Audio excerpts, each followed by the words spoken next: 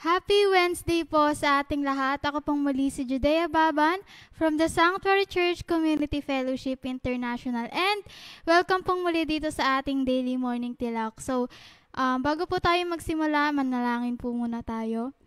Lord God, maraming salamat po sa bagong umaga, sa bagong pagkakataon na ipinakaloob niyo po sa amin para muling pagbulay-bulayan itong mga salita niya nawa po sa talatang aming tatalakayin sa umagang ito. Sa prayer focus po namin ngayong araw, kayo po yung patuloy na manguna.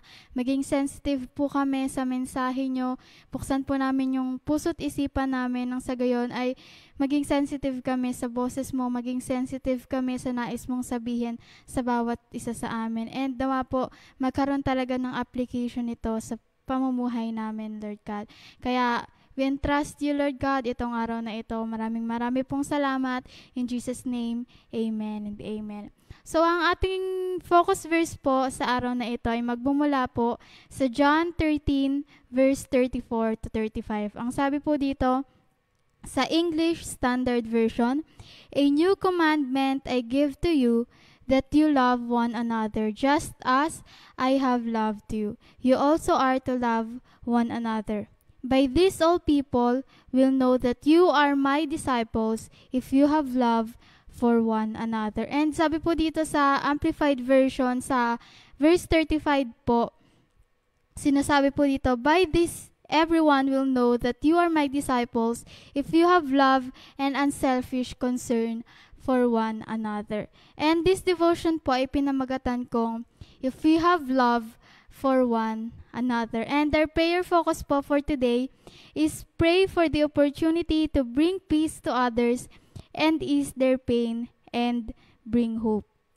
So ito pong verse po natin today, it is all about the night that Jesus was betrayed. And about din po ito sa command ng ating Panginoong Diyos sa atin bilang mga disciples niya to have love and unselfish concern para sa isa't isa.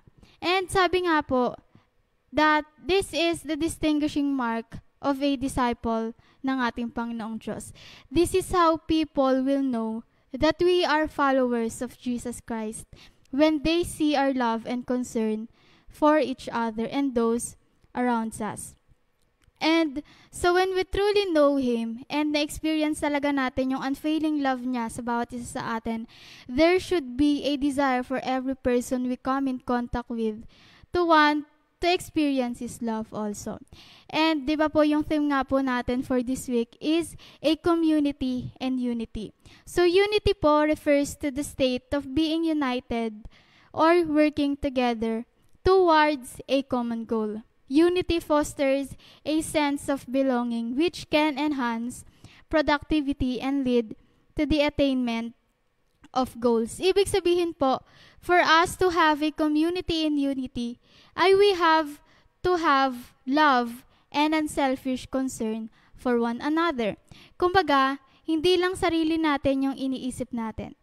Kasi unity is often harder in our churches, in our community, or kung saan man tayong grupo kasapi, because we assume it should be easy. Kasi di ba po, paano tayo magkakaroon ng unity o pagkakaisa kung saan man tayo inilagay o itinanim ng Lord, the church, the workplace, school, or community, kung walang love, kung wala tayong concern sa iba, kung wala tayong pake sa mga tao sa paligid natin, kung wala tayong love and unselfish concern sa mga kasamahan natin sa team or sa community natin.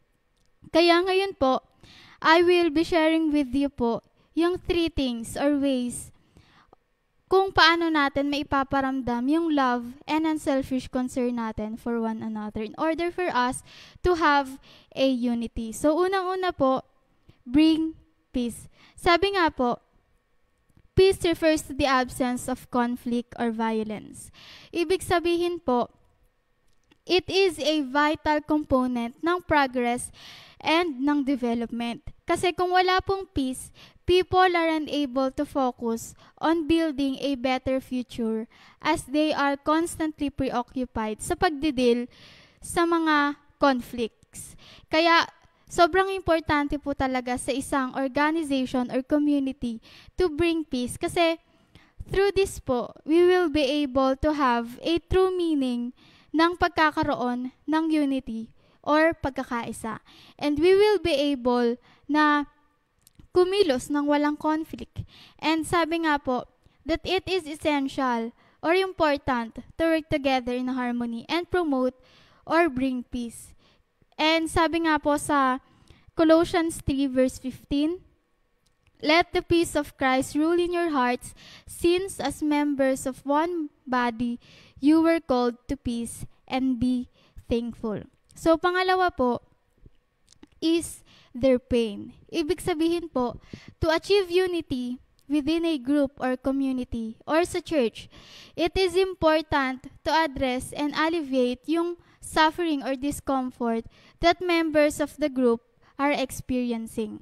And it is po by showing empathy and taking actions to reduce their pain or resolve their issues. Kasi po, this approach, it highlights po yung importance of compassion and yung support natin sa isa't isa in creating a harmonious and a community in unity.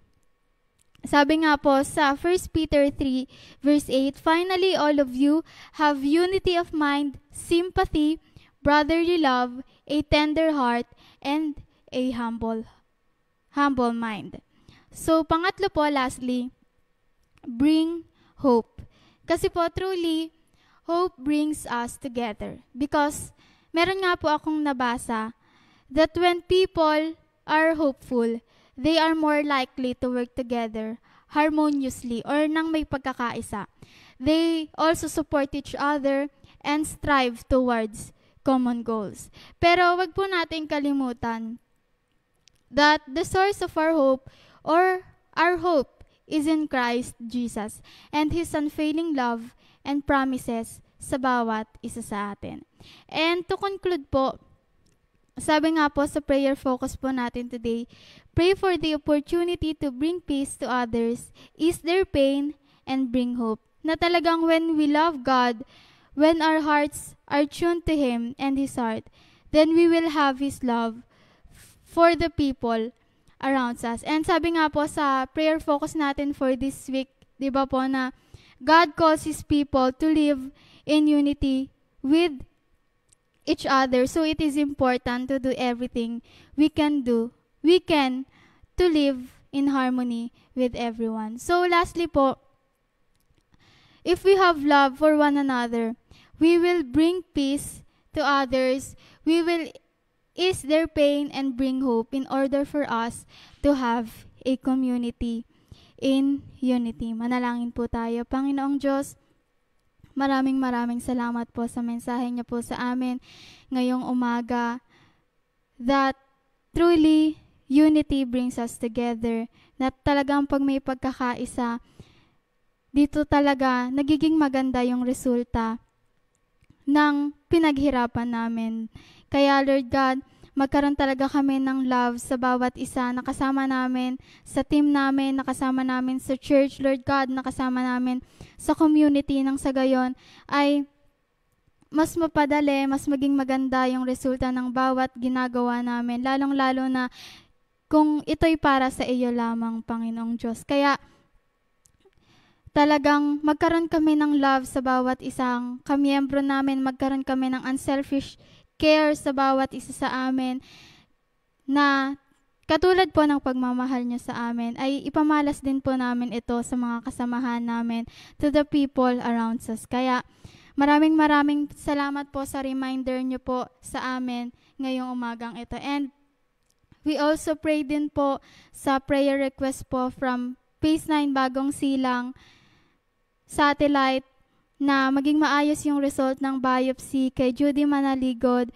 na tita po ng aming kapatid dito sa TSCCFI na si Sister Tina Sukgang, na nawa po sa sabi nyo nga po sa inyong salita na sa bawat latay na inyong natanggap sa krus ng Kalbaryo ay kagalingan sa aming mga karamdaman. Kaya Lord God, anuman po, saan man pong parte ng katawan siya may karamdaman or may masakit sa kanya, kayo na po yung humipo sa partes po ng katawan ni Sister Judy Manaligod, and gamitin niyo lamang po siya, Lord God, na maging daluyan din ng pagpapala mo, maging salt and light din siya, Lord God, sa kung saan nyo man po siya itinanim, and nawa po ay talagang makilala ka niya, magpakilala ka po sa kanya through this suffering, Lord God, na pinagdaraanan niya ngayon, and sa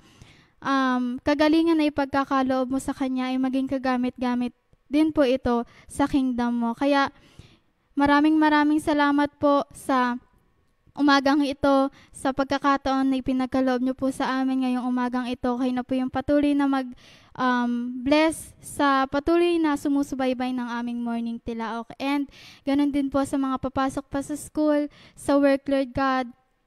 Kayo na po yung patuloy na mag-ingat sa kanila. Kaya sa buong araw na ito, we entrust you everything in Jesus' name. Amen and amen. Kaya maraming salamat po sa inyong patuloy na pagsubaybay dito sa ating daily morning tilaok. God bless us all po.